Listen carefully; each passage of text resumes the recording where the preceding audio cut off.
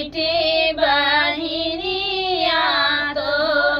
नयना नानी रहुई हो आजू मोरे बेटा के जनेउआ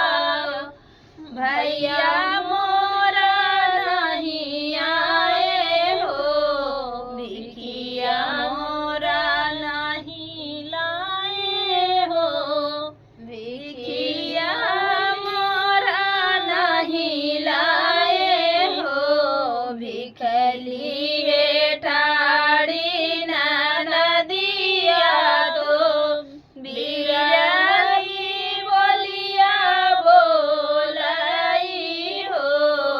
भाभी तोरा भैया नहीं रे धनिया हो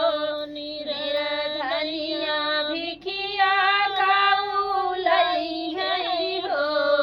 पहिरे पीताम्बर कवन बरुआ माया से अरज करई हो माया कब अइहे हमरे मामा जी भिखिया हमारी डरी हई हो एतने में घोड़ाई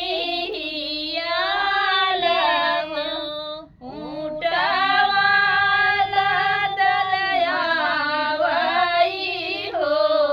ठाड़ भाए भैया हो आंगनवा में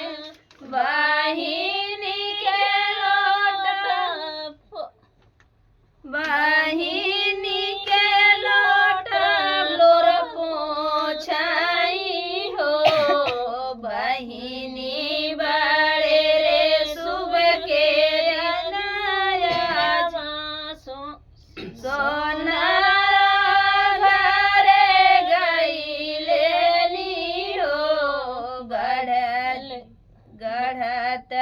जनेउआ देरा भइलेनी भिखिया चली के डाराऊ हो गले सब न हमारा है भोजहि फूल ये सब ने हमारा तो मुझे ये सब बरुआ